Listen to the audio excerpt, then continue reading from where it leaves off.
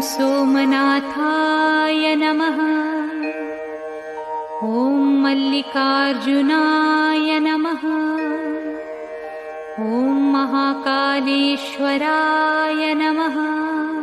ॐ ओंकारेश्वराय नमः।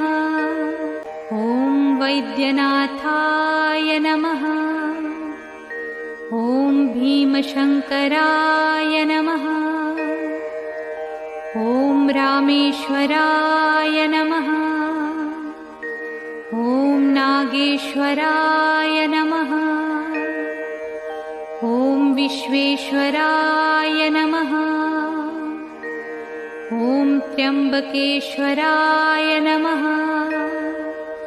ॐ केदारेश्वराय नमः। ॐ भुस्मेश्वराय नमः।